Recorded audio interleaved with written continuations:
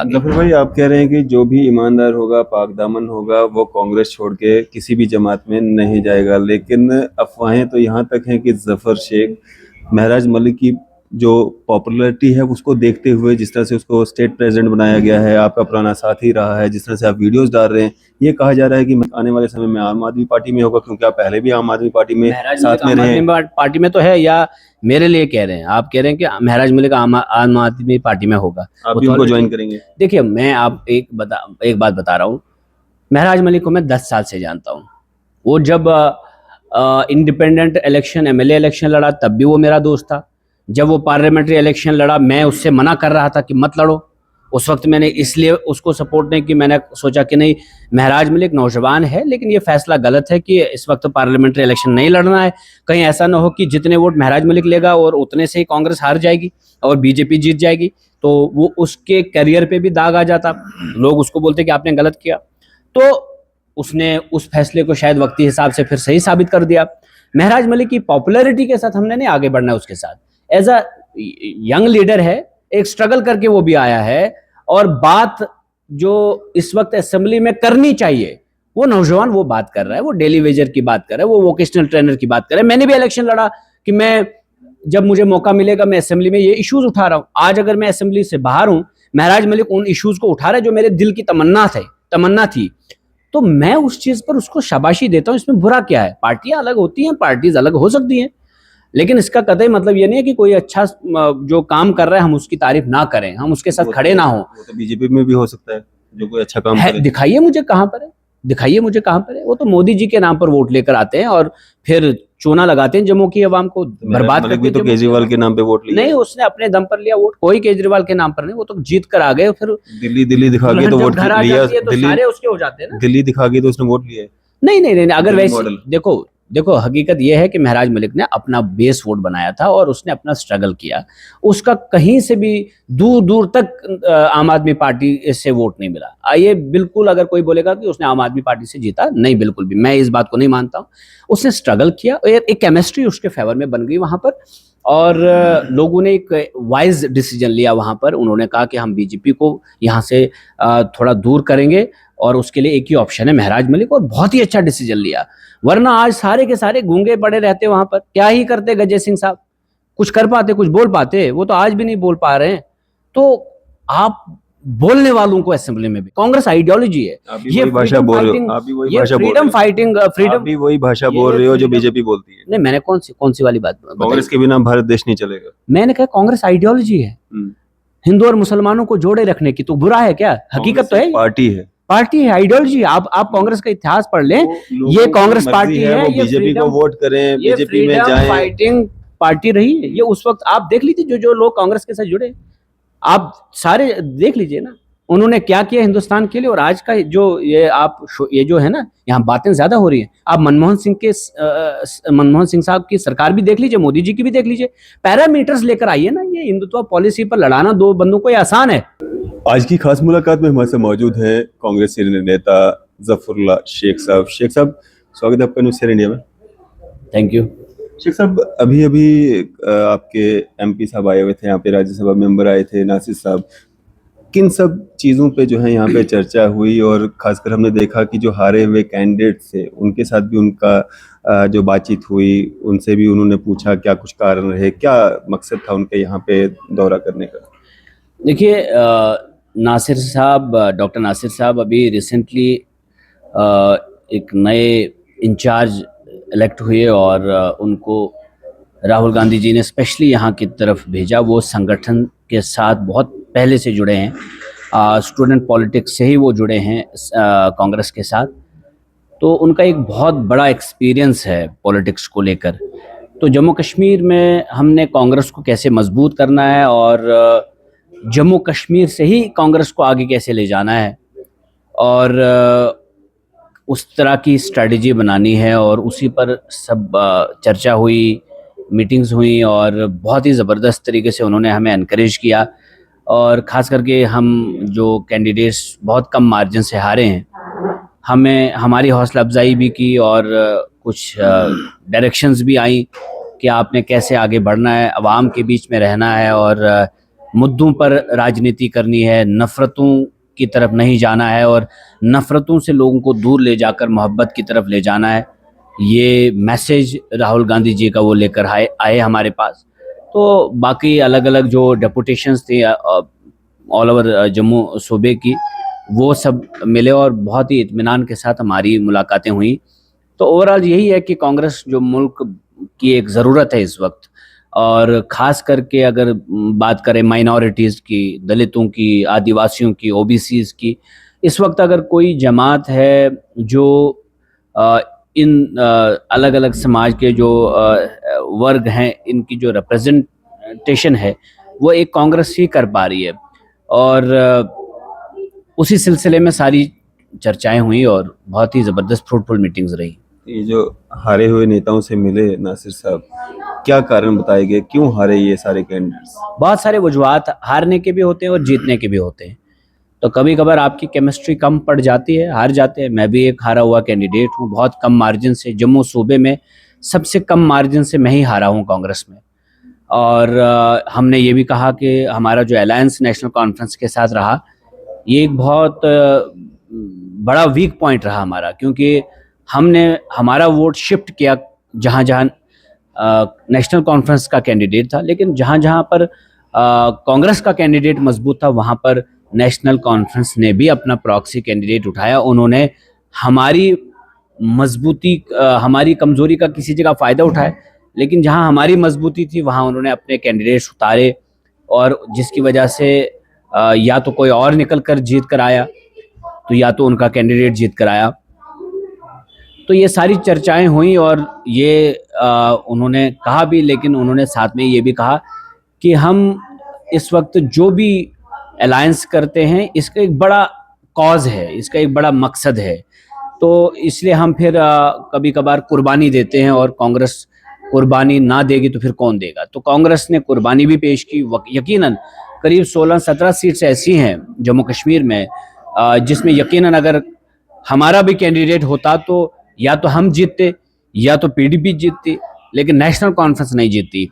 लेकिन हमने कुर्बानी दी। हमने कहा नहीं, इस वक्त हमें सिर्फ पॉलिटिकल गेन्स नहीं देखना है, हमने इस रियासत की बका फलाह बहबूदी उसको भी मद्देनजर रखना है। तो ये हकीकत है कि कांग्रेस ने इस बार बहुत बड़ी कुर्बानी दी, और नेशनल कॉन्फ्रेंस ने जो इसका फ़ायदा उठाया अलायंस का। और सबसे बड़ी बात यह है कि जब भारत जोड़ो यात्रा हुई और कन्याकुमारी से कश्मीर जब राहुल गांधी जी पहुंचे, तो कश्मीर के लोग उन्हें बहुत ज़्यादा चाहने लगे। और कश्मीर के जो जम्मू कश्मीर के जो लोग आर्टिकल 370 के टूटने के बाद जिस तरह से इनको दबाने की कोशिश की गई, राहुल जी के यहाँ आने से एक ऊर्जा मिली लोगों को, और एक मोहब्बत बढ़ गई राहुल जी के लिए कि उन्होंने हमारी आवाज़ बनने की कोशिश की। तो उसके बाद फिर जो नेशनल कॉन्फ्रेंस ने, उमर साहब ने, फारूक अब्दुल्ला साहब ने अपने रेजिडेंस पे बुलाकर जब वो बैठे, उससे एक बहुत बड़ा मैसेज गया जम्मू कश्मीर के लोगों के बीच में कि नेशनल कॉन्फ्रेंस जो है ये बीजेपी के साथ नहीं बल्कि कांग्रेस के साथ खड़ी है, और कांग्रेस ही एक वो जमात है जो इस वक्त वाकई में मदे मुकाबल बीजेपी की खड़ी है। तो इसका भरपूर जो फायदा मिला, सेकुलरिज्म का सर्टिफिकेट उनको मिला, बीजेपी एंटी बीजेपी का सर्टिफिकेट उनको मिला, तो कश्मीर के लोगों ने फिर पेटियां भर भर के वोट डाले नेशनल कॉन्फ्रेंस के हक में। ये फायदा बड़ा उठाया उन्होंने कांग्रेस से। लेकिन फिर जब वो मकसद से कांग्रेस ने नेशनल कॉन्फ्रेंस का समर्थन किया था, क्या वो मकसद अभी जीत करके दिख रहा है कि वो पूरा हो रहा है? एक मकसद तो ये था कि बीजेपी को पावर कॉरिडोर से बाहर रखना, ये सबसे बड़ा मकसद था। उसके बाद जो काम है उस पर तो हम खैर, मैं बीजेपी के खिलाफ भी बोलता हूं, मैं नेशनल कॉन्फ्रेंस के खिलाफ भी बोलता हूं, और ये मुझे फ्रीडम है अपनी जमात में। ये इस लेवल तक फ्रीडम है कि भाई हमने इनसे काम भी तो कराना है। लोगों ने मैंडेट दिया, लोगों ने वोट दिया, अब हम चुप तो नहीं बैठ सकते ना कि अगर नेशनल कॉन्फ्रेंस की सरकार है और कुछ नहीं कर पाएंगे। ये कांग्रेस का स्टैंड है कि जब तक कंप्लीट स्टेटहुड भी वापस नहीं आती, हम तो we are not going to be the part of your ministry. हमने मिनिस्ट्री भी ठुकरा दी अभी तक, और आप देख रहे हैं हम मिनिस्ट्री ले सकते थे, लेकिन आपने देखा मेयर साहब ने क्या स्टेटमेंट दिया कि जब तक ना कंप्लीट स्टेटहुड आए तब तक हम सिर्फ समर्थन दे रहे हैं। और समर्थन भी इसलिए क्योंकि हम बीजेपी को पावर कॉरिडोर से बाहर रखने की कोशिश करें। यही वजह थी, अलायंस भी किया, यही वजह है कि आज भी हम समर्थन दे रहे हैं। लेकिन इसका कतई मतलब ये नहीं है कि नेशनल कॉन्फ्रेंस काम नहीं करेगी और हम चुप बैठेंगे, हम सवाल नहीं खड़ा करेंगे। हमने तो जनता के मुद्दों को लाना है सामने, और कांग्रेस बनी इसी के लिए। कांग्रेस अगर जनता के मुद्दे सामने नहीं रखेगी तो कौन? तो राहुल जी जिस तरह से पूरे देश भर के जो मुद्दे, अपोजिशन का रोल जिस तरह से वो निभा रहे हैं और पार्लियामेंट में तमाम तरह के इश्यूज वो सरकार के सामने खड़ा करते हैं, उसी तरह हम एज कांग्रेसी और राहुल जी के सिपाही हम भी यहाँ पर जो जनता के मुद्दे हैं, जो यहाँ के बेरोजगार नौजवान के इश्यूज हैं, जो डेली वेजर्स के इश्यूज हैं, वोकेशनल ट्रेनर्स को जॉब सिक्योरिटी नहीं है, एसपीओज को बेचारों को डबल ड्यूटी ली जाती है, और लेकिन तनख्वाहें कितनी कम है उनकी, दिन रात वो कभी एक जगह भेजे जाते हैं, कभी दूसरी जगह भेजे जाते हैं, लेकिन सैलरीज उनकी देखिए आप, डेली वेजर्स का भी यही हाल है, अपने परिवार को भी नहीं वो पाल पाते। तो ओवरऑल ये सारे मुद्दे भी हमारे हैं, तो और हमें तो इसके लिए डायरेक्शन है कि बाकायदा हमने इन लोगों के साथ खड़ा होना है। आने वाले वक्त में भी हमने वोट इन्हीं से मांगना है, आने वाले वक्त में भी हमने इन्हीं लोगों के बीच में जाना है। जब कांग्रेस चुप रहेगी तो फिर बात कौन करेगा इन लोगों की? रही बात बीजेपी की, तो वो तो आज कभी डेली वेजर की बात उठा रहे हैं असेंबली में, कभी किसी और की, लेकिन वो कहते हैं ना कि जब बाग में बहार थी बुलबुल नादान था, जब बुलबुल को होश आया तो चमन वीरान था। बीजेपी 10 साल कंप्लीटली सरकार में रही, और उसके बाद तो खैर पीडीपी और बीजेपी का कोलेशन था, हो सकता है कोलेशन में वो एक्सक्यूज भी देते कि महबूबा जी ने कुछ नहीं माना, लेकिन 2018 से लेके 2024 तक वो बिल्कुल एक तरफा उनके पास पावर थी, और सेंटर से लेके स्टेट तक बाकायदा पूरा दबदबा था। जब रेत माफिया, जब बजरी और रेत यहाँ से लेकर चुराकर वो करोड़ों अरबों कमा सकते थे, जब शराब की दुकानें यहाँ ला सकते थे, तो क्या वो बेरोजगार नौजवान की बात नहीं कर सकते थे? क्या वो जो सब इंस्पेक्टरी का स्कैम है उसको एक्सपोज करके उस कंपनी को यहाँ से हटा नहीं सकते थे? क्या वो डेली वेजर को पक्का नहीं कर सकते थे? एक्स्ट्रा ग्रांट्स लेकर दिल्ली से वो डेली वेजर्स का भला कर सकते थे, लेकिन अपने वक्त में इन्होंने नहीं किया। क्यों? बस वही उस वक्त मजे करते रहे, अपने वही अपनी प्रॉपर्टीज बनाते रहे, ट्रांसफरों के चक्कर में पैसा कमाते रहे। सब इंस्पेक्टर जैसी वो जो सीट है 30-30, 35-35 लाख में बेचते रहे। तो ये सारे जो मुद्दे उस वक्त इन्होंने नजरअंदाज किए। आज उनके पास जाहिर सी बात है, अब उनको सरकार नहीं मिली यहाँ पर, अब उनको पॉपुलर गवर्नमेंट हाथ में नहीं आई, उनको लखनपुर पार लोगों ने कर दिया, तो उसकी अब वो भूख है। भाई चीफ मिनिस्टर मैं क्यों नहीं बना, शर्मा साहब कह रहे मैं क्यों नहीं बना, कोई और साहब हो रहे मैं क्यों नहीं बना। ये उस चक्कर में आप पागल हो चुके हैं। ये पागल होकर तो इंसान कभी कभार वो ना अच्छी बात भी कर लेता है। करप्शन तो सारी अगर बीजेपी ने की है तो केस सोनिया गांधी और राहुल गांधी पे क्यों चल रहा है? ये खुद देख लीजिए, 12 साल के बाद अगर आप किसी चीज को उजागर करने की कोशिश करें, चार्जशीट में उनका नाम लेकर आ रहे हैं, ठीक है, तो ये मंशा क्या है, टाइमिंग क्या है? जब राहुल जी ने बोला कि गुजरात से जीत कराएंगे हम, ये गुजरात जो है गांधी का गुजरात है, ये सिर्फ मोदी का गुजरात, तो गांधी के गुजरात में घुसकर वहां अब वो संगठन को मजबूत करें। वो डर, वो खौफ कि कहीं ऐसा इनका किला जो है ध्वस्त ना हो जाए, उस डर से फिर ये इस तरह के हथकंडे, ईडी, एनआईए, बाकी चीजें एजेंसीज का दुरुपयोग करती हैं।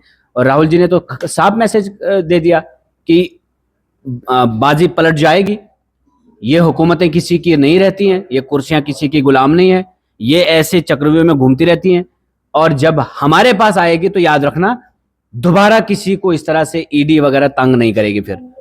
तो ये राहुल गांधी जी एक ऐसे शख्स हैं इस वक्त, जो इस वक्त मुल्क भर में क्या, बल्कि आप अगर इंटरनेशनल सतह पर भी देखोगे, सबको मालूम है कि he is such an honest person, dedicated politician, 4000 kilometre पैदल चलने वाला शख्स है वो इस तरह के हथकंडा जो बीजेपी अपना रही है, इससे डरने वाले लोग नहीं है। हम बिल्कुल राहुल जी के साथ एज ए सिपाही खड़े हैं और खड़े रहेंगे।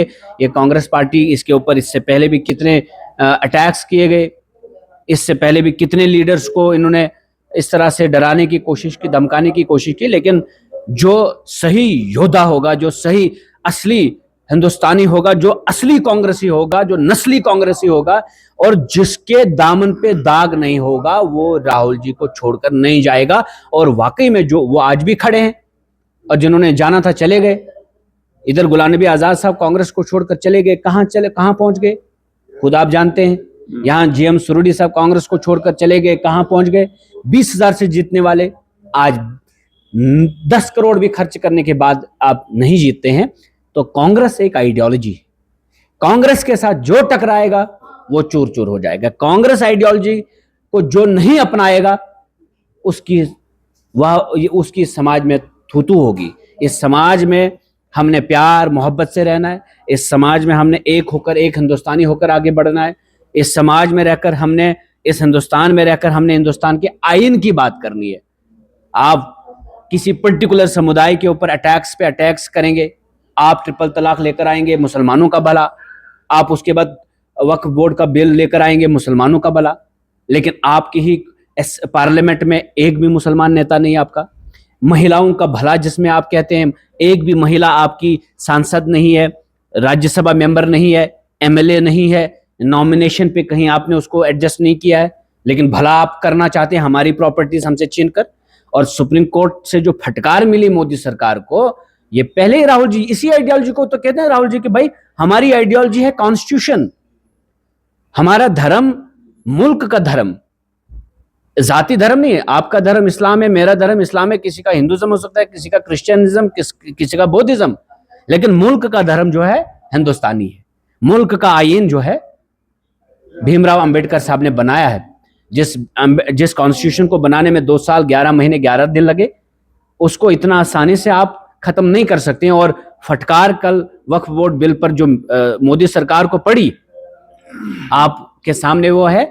और इसी तरह जिस तरह कल सुप्रीम कोर्ट डटी रही सरकार के खिलाफ, जिस तरह से मोर्चा संभाला, उसी तरह से हिंदुस्तान की जुडिशरी को हमेशा अकलियत की इंटरेस्ट जो हैं, माइनॉरिटीज और दलित, ओबीसीज, आदिवासी, उसी तरह अगर हमारी जुडिशरी खड़ी रही तो हमारा कोई बाल भी बीका नहीं कर सकता है। और यह हिंदुस्तान मजबूत होगा। हिंदुस्तान को मजबूत करना है तो सबको साथ लेकर चलना होगा आगे। जफर भाई, आप कह रहे हैं कि जो भी ईमानदार होगा, पाक दामन होगा, वो कांग्रेस छोड़ के किसी भी जमात में नहीं जाएगा। लेकिन अफवाहें तो यहाँ तक हैं कि जफर शेख, महराज मलिक की जो पॉपुलैरिटी है उसको देखते हुए, जिस तरह से उसको स्टेट प्रेसिडेंट बनाया गया है, आपका पुराना साथी रहा है, जिस तरह से आप वीडियोस डाल रहे हैं, ये कहा जा रहा है कि आने वाले समय में आम आदमी पार्टी में होगा, क्योंकि आप पहले भी आम आदमी पार्टी में साथ में रहे। पार्टी में तो है, या मेरे लिए कह रहे हैं? आप कह रहे हैं कि महराज मलिक आम आदमी पार्टी में होगा, आप भी उनको ज्वाइन करेंगे? देखिए, मैं आप एक बात बता रहा हूँ। महराज मलिक को मैं 10 साल से जानता हूँ। वो जब इंडिपेंडेंट इलेक्शन, एमएलए इलेक्शन लड़ा, तब भी वो मेरा दोस्त था। जब वो पार्लियामेंट्री इलेक्शन लड़ा, मैं उससे मना कर रहा था कि मत लड़ो। उस वक्त मैंने इसलिए उसको सपोर्ट नहीं कि मैंने सोचा कि नहीं, महराज मलिक नौजवान है, लेकिन ये फैसला गलत है कि इस वक्त पार्लियामेंट्री इलेक्शन नहीं लड़ना है। कहीं ऐसा ना हो कि जितने वोट महराज मलिक लेगा और उतने से ही कांग्रेस हार जाएगी और बीजेपी जीत जाएगी, तो वो उसके करियर पे भी दाग आ जाता, लोग उसको बोलते कि आपने गलत किया। तो उसने उस फैसले को शायद वक्ती हिसाब से फिर सही साबित कर दिया। महराज मलिक की पॉपुलैरिटी के साथ हमने नहीं आगे बढ़ना है उसके साथ। एज अ यंग लीडर है, एक स्ट्रगल करके वो भी आया है।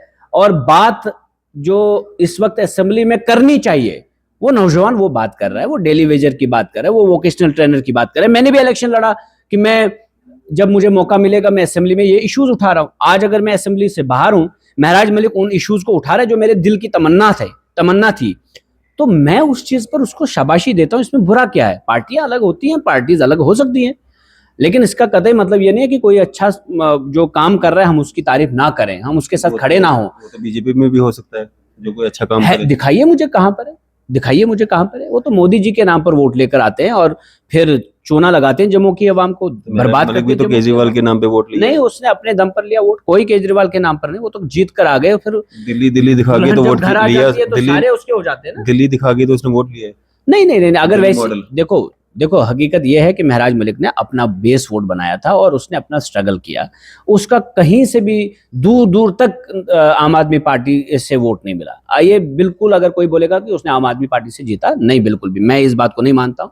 उसने स्ट्रगल किया, एक केमिस्ट्री उसके फेवर में बन गई वहां पर, और लोगों ने एक वाइज डिसीजन लिया वहां पर। उन्होंने कहा कि हम बीजेपी को यहाँ से थोड़ा दूर करेंगे और उसके लिए एक ही ऑप्शन है महराज मलिक, और बहुत ही अच्छा डिसीजन लिया। वरना आज सारे के सारे गूंगे पड़े रहते वहां पर। क्या ही करते गजय सिंह साहब?